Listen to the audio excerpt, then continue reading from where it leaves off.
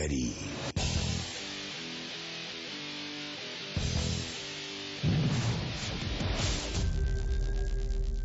Welcome to Buff and the Rough. On this episode, we're going to talk about making pack music, the building of a Beagle band. I've often heard old timers say that when you're looking at buying any dog, they always ask the same question: will it jump a rabbit? A good jump dog can be a prized possession, but don't we also need a dog that can pick up a lose? Maybe that dog that can really drive the track, and maybe even a dog that's just kind of mouthy, just keeps it open, keeps the track going when things get tough. I believe the answer is likely yes. I also believe that there is a real comparison between playing music and putting together a pack of rabbit dogs. I recently picked up a guitar for the first time, and over the past many months, I've learned a few chords, a few strumming patterns, and now a few songs. And it was a great feeling to be able to put it all together. Now, I practice for hours and hours on where to put my fingers, on which strings at the exact right moment that the song called for it. And if you can get your timing right, and you have a decent singer, which I'm definitely not, you can make music and not be terrible. So I built up enough confidence to go sit with my dad and several cousins and really try out and see if we could make some music together. I come from a really quite musical family, and I can't tell you how much that helped me develop my playing skills to be surrounded by others that actually knew what they were doing. And and I, by definition, was successfully making music with my one lone guitar, strumming the chords in time while I sang the words out of tune. And now I had progressed where I was surrounded by a lead guitar, a banjo, a piano, a rhythm guitar, and some of my cousins can really sing, and it took making that music to a whole nother level. Now everyone had a different role. I had my cousin Madison can play piano, my cousin Ethan can pick the banjo, Uncle Bobby strums the guitar, keeping everybody on time.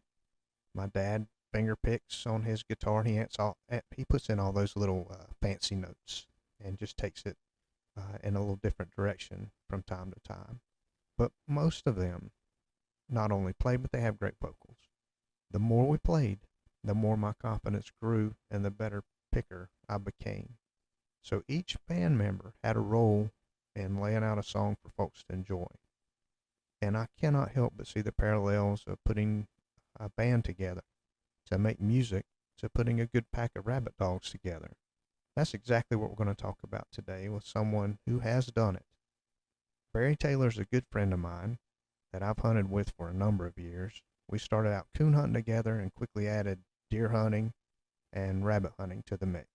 And Barry's always shared some great stories, pretty colorful stories about his old rabbit dogs from back in the day. And I wanted to ask him a little more about how he got started with beagles and see if we could extract some wisdom from this dog man. I want to welcome Barry Taylor to the program. Barry, tell us a little about yourself and how long you've been fooling around with hounds. Uh, yeah, my name's Barry Taylor. I grew up in Lincoln County, lived here all my life. Uh, I've been around dogs and hounds pretty much all my life. My dad had bird dogs when I was growing up, and he had beagles when he was a younger fella, and he always talked about his rabbit hunting, and that kind of got me intrigued into the beagles. I wanted to. He actually used to take me hunting when I was a small kid, and as I got up big enough to go on my own, he he quit going, and I wanted something to get him involved again, and so I figured maybe I talked to him one day and said, "Dad, if I get some rabbit dogs, would you help me?" And he said, "Yeah," and that's what started my journey into beagle business. So he's the guy that introduced you to beagles and rabbit hunting and was probably your biggest influence early on? Uh, yeah, he talked about it. You know, he had all everybody has war stories on their hunting stories, and there's a pile of those. But the very first gentleman that I ever went rabbit hunting with was a man named Bob Crowder. Uh, my uncle and him worked together, and Bob had a pack of beagles, and he would come every year, one time a year around home there, and I'd tag along. I was just a small kid, but I'd tag along, and then over the years, uh, me and Bob got to be kind of good friends, and he's actually the one where I got my very first beagle from was from him. Well, that's another thing I wanted to ask you about is, tell us a little bit about some of those first hounds that you had, and did you buy them already uh, finished, or did you have to train them, or a little bit of both, and how did that work? Uh, well, I was talking to Bob one day. He had a little blue tick female he called Hanner, and was a jump dog. As a matter of fact, when he came hunt with us that day, we jumped 10 rabbits that day, and she jumped all 10 rabbits. And Good I was grief, talking. 10 out of 10. That's a jump dog. Yep, Yeah, by anybody's definition. yeah, she was. She wasn't all that great on the track, but she was older by then. By the time I got her, she was like 8, 9 years old. But yeah, she could jump.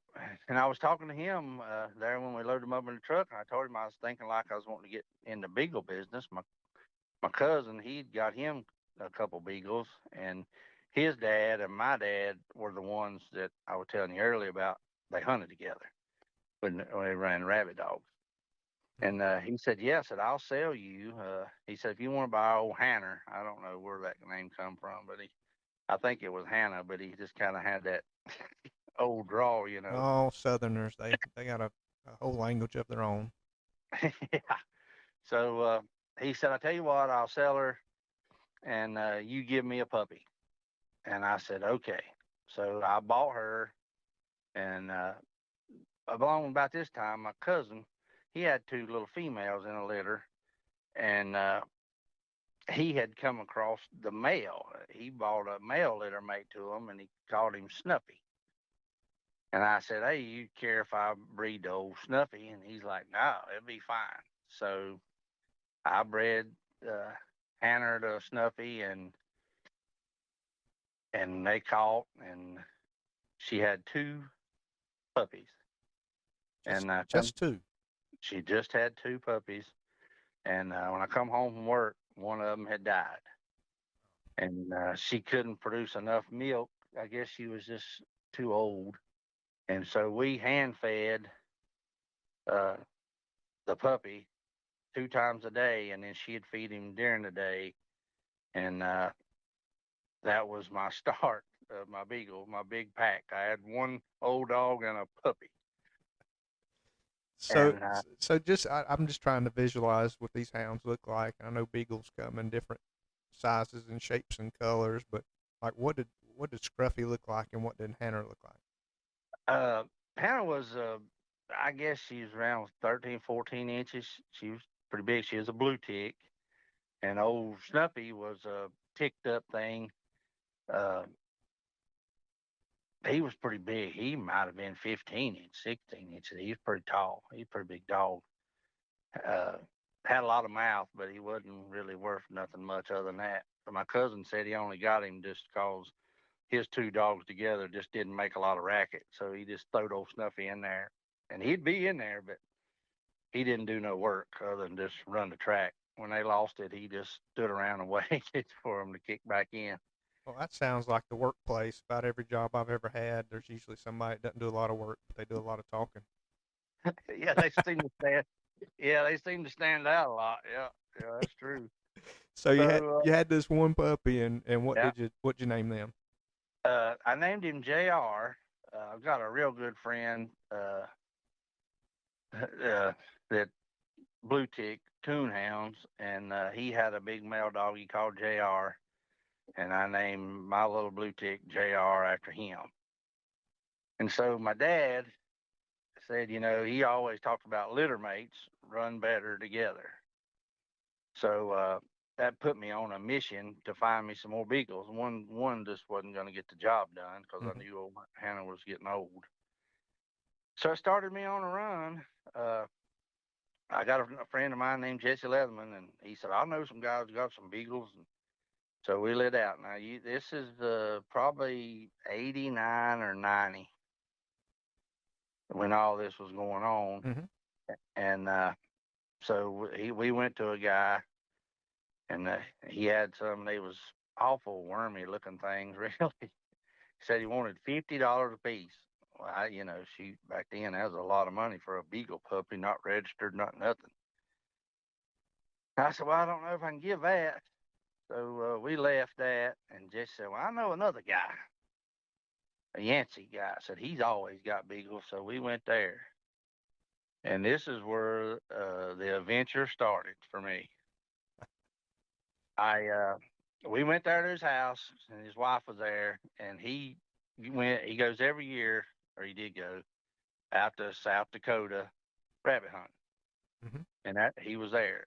It's where he was at. He was in South Dakota. She said, "Well, he's not here right now." I said, "But if you can wait about 15, 20 minutes," said he calls every day about this time. So we waited around. Sure enough, he called, and I got on the phone, and he said, "What are you looking for?" And I said, "Well, I'm looking for 4 female litter mate puppies." He said, "I don't have that." He said, "Matter of fact," he said, "all I've got is I got a male pup," and he said, "I got one female." Said the other 2 females are promised.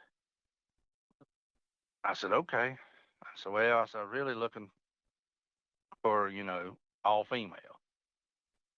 And so he said, "Well, and we talked a little bit more, and he said, "Yeah, have you not had any luck?" I said, "No." I said, "I looked at one guy. He wanted $50." He said, "For a beagle puppy?" I said, "Yeah."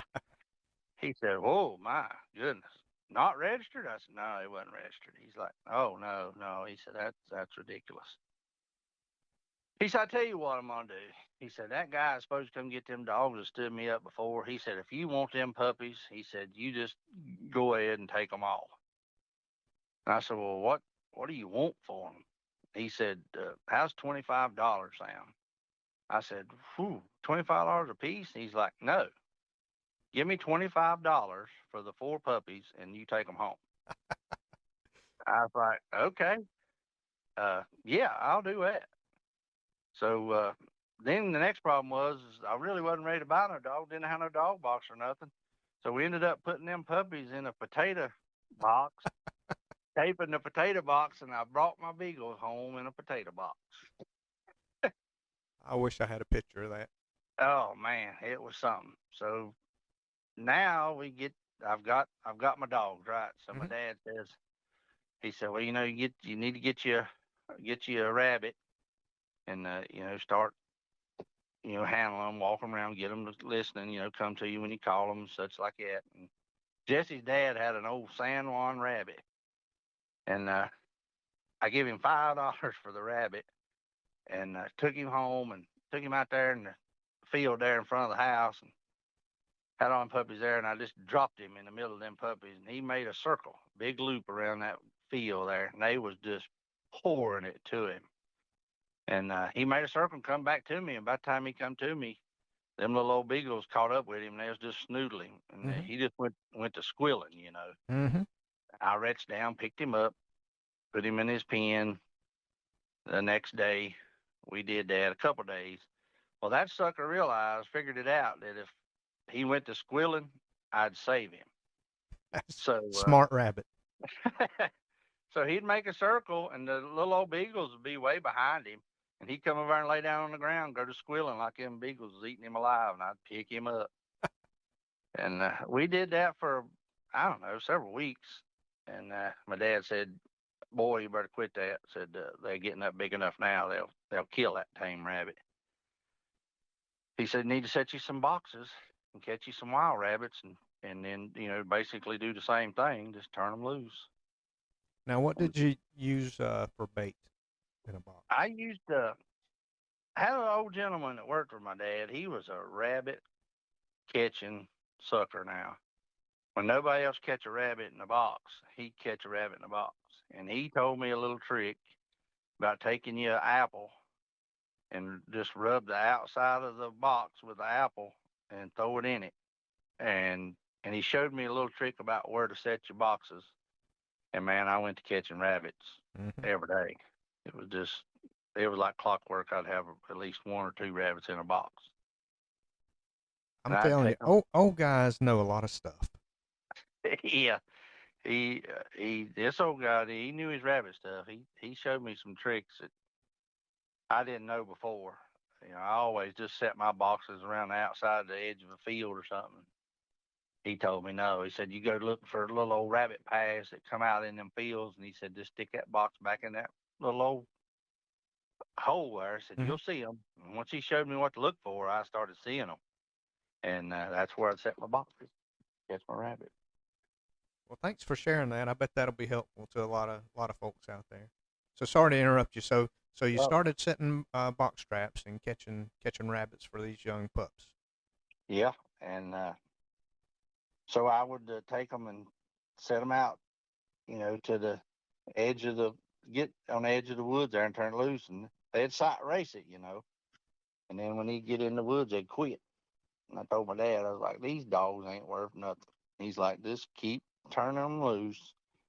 He said they'll run it a little further and a little further. He said you just got to give them time. He said take them a little further out, so where they don't have you got a little further run to get to the woods.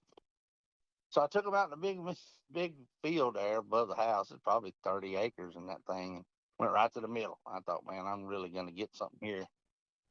Turned them loose, and they ran that rabbit down and caught it and killed it. I come running home, told my dad, I was like, Dad, they run that rabbit down and caught it. He said, Boy, ain't no way. No beagle run no rabbit down and caught it and killed it. He said, You tied a corn cob or something to its leg. And I was like, No, Dad, I'm telling you the truth. They just ran it down. So the next day, had another a rabbit in the box. I told him, I said, Come with me. So we went back to the same spot, turned it around, and it was just like deja vu. They caught that sucker and eat him right out there in the middle of the field. He's like, Wow. Boy, he's like, Boy, them dogs pretty fast. Said, You better just stick to putting the rabbit back in the edge of the woods.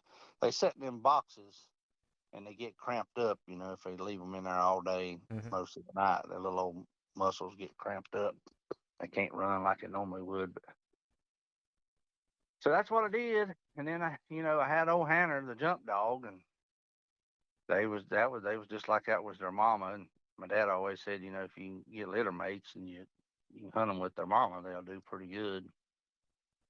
They learned to jump rabbits from her, and when we wasn't doing that, I was still turning them loose, and they finally got it. We just didn't have around here then. There was no deer. We didn't. Deer was a strange thing, and so we didn't have to worry about breaking them off of nothing. Them beagles never ran nothing but a rabbit. That's all they saw most of their life anyway. Wow. Well, that brings me to a question about um, how people put together a good pack of hounds. And from what I've seen, that you always have that. You talked about Hanner being a really good jump dog. Sometimes you have dogs that maybe aren't as well rounded, but they're really specialist at one thing. Maybe they're the good jump dog. Maybe they're the one that finds it when you lose it, or maybe you have one that just as good at driving the track, or you mentioned Snuffy earlier, one that just keeps the dogs interested and keeps the track open. So what were your dogs that kind of fell into some of those roles? Well, when me and my cousin put them together, we had 8 dogs, and that's what we ran. Uh, he had two little old females. He called Popcorn and Tater. Popcorn was probably the best hound or beagle I've ever really hunted with. She wasn't mine. She could catch rabbits on the bed like nobody's business. But she was a very good jump dog, and she was a very good track dog. I had I would call her second, little female I called Speck. She uh she was really close second to her. she was usually in the front or there, but pretty close, and she did a lot of jumping too. I was very fortunate out of all mine. All mine could jump, except old Jr. He was my favorite, but he wasn't that great a jump dog. Now he was a very good pickup dog, but he was he broke in a run. If they made a lose, that little sucker would circle.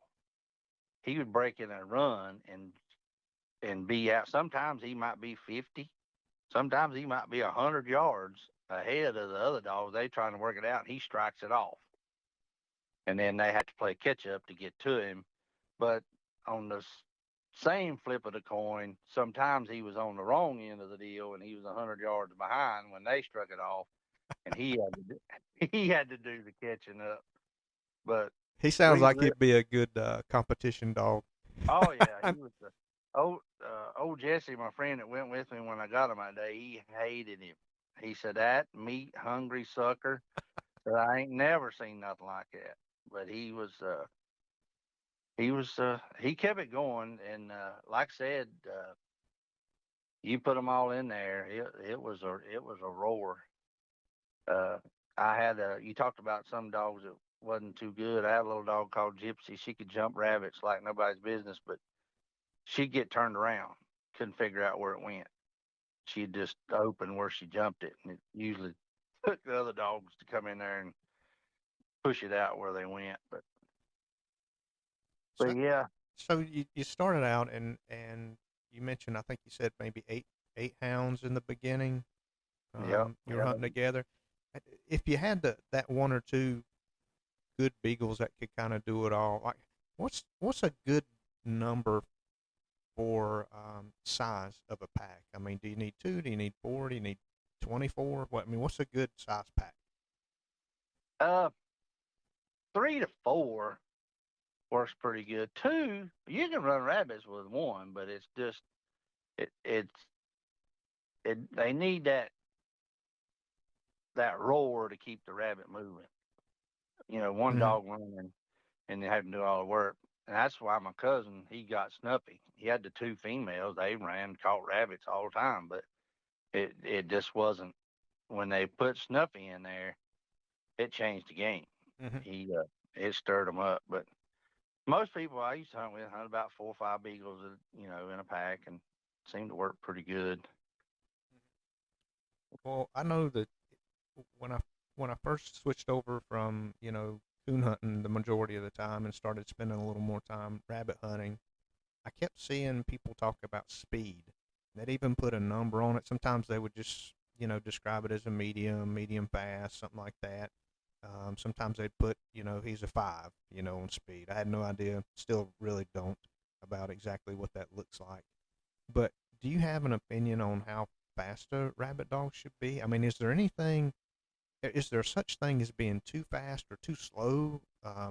And on top of that, can you run different speeds of dogs together? Because I see people often put up a dog for sale, and they describe it as he's too fast for my pack or she's too slow for my pack. So what are your thoughts on that? Yeah, you can get. Me personally, I like a faster hound. Our hounds was they were pretty fast.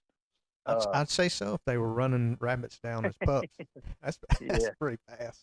yeah, they were pretty fast, but they were a lot of times they early in the mornings they was too fast.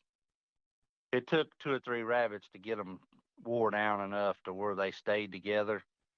And yeah, you can get if you got fast dogs and slow dogs together, you got dogs just strung out. They don't pack good. They're just run out in a line, and most of the time the slow dogs, all they're doing is just running covered track. Hmm. They can't never get in there and go with it. But ours the fault they had. They hunted a little too fast. A lot of times you put them in a place, and if they didn't get something pretty quick, they would blow out of there, and that's where old popcorn would slip back around there, and she'd catch one. It happened. I don't know how many times. We go through a place, and you just knew there's a rabbit in there, and you'd watch old popcorn. If you saw her slipping around, circling around behind them, she knew there was one there. She was just waiting for everybody else to get out of the way where she'd go in there and catch her a rabbit. Well, kind of along the same vein. So, what about size? You know, some beagles are 13 inch, some are 15. I've seen them a lot bigger than that, honestly. Does the size matter as much? I mean, can smaller dogs get into places bigger dogs can't? Or can the big dogs really stretch out because they're leggier, and they're probably built to be a little faster? What are your thoughts on that? I think it's just a preference, just kind of like automobiles. If you like big dogs, you're gonna hunt bigger dogs. If you like little dogs, little old Tater was the runniest looking little thing I ever saw, and she couldn't never be at the front, but she was there, Hmm. and she'd get in places, that a lot of them other dogs couldn't get in there. But yeah, I just think it's your preferences, just like in the coon dog world, the Walker man and the red bone man, the blue tick man, just kind of what you like, big Hmm. dogs, little dogs. Well, that's a good segue to my next question. When you look for a beagle, and this was something new to me too. I didn't realize they came in all these different colors. You know, there's black and tans. There's ones that are mostly red. There's lemons. There's blue ticks. There's like the tricolors. There's some that are really ticked up with color. So if you could picture the perfect beagle for you and for your pack, like what would their size be? What would they look like? Probably around, I'd say 15, 16 inches. And my perfect ideal looking would be a tricolored blanket back. I was always uh, been drawn to that. That and blue ticks, you know me. Mm-hmm. I'm a Oh little yeah, partial to them. I'm a you're a little blue tick partial to man. them too. So, but yeah, my the little female I called Speck was blanket backed, and she had two little white spots on her, one on her shoulder and one on her hip, and that's how she got her names. Mm-hmm. I go back to her when I think about it. It's been a lot of years since I've owned beagles, but her and old Jr. stands out the most. Mm-hmm. Well, I'm like you on the color. I guess I think of dog shows that you see on TV, Westminster, and some of the other dog shows. It seems like the beagles that win are always going to be those classic kind of tricolor looking dogs. Yeah, yeah, yeah. Well, let me ask you this: while you're out and about hunting, I know you have had crazy things happen. It's just part of hunting. Do you have any crazy stories to share, or just funny stories, or good times that you want to share? Oh yeah, my dad and them always talked about uh, running one till they go crazy. Now they had kind of a rule. Uh, the first rabbit that you jump, you didn't shoot it. Uh, Right. if they pushed it enough and made him circle, and they circled two times, uh, then we called them off and we went to the next one. The next rabbit, if you shot a rabbit on a jump, my dad and my cousin's dad would leave. They'd leave us. They just take their guns and go home. Yeah, well, they didn't carry guns. They didn't carry a gun. My dad, he was, and Charles didn't either. They didn't. They didn't. Their philosophy was, if you shot a rabbit, then you never could run that rabbit again, and then you had to carry it around with you all day. And so they didn't. Oh, I'm telling you, it happened a lot of times. My cousin, he was kind of a trigger man. He'd kill them, and they get mad and go home. That's it. They'd leave us. So they had talked about running. I, the dogs that they had when they described them to me, I think they were like Walker Coonhound. They, they were pretty big, 24-inch, 25-inch beagles. My goodness. I but back then they hunted for meat, but they didn't kill the rabbits in too. But there's a story there. They had a guy that carried the rabbits for them. But anyway, they talked about asked if they ever run one till they go crazy, and I never saw it. And we got after a rabbit one day across the road from the house, and we ran that rabbit probably for almost 2 hours.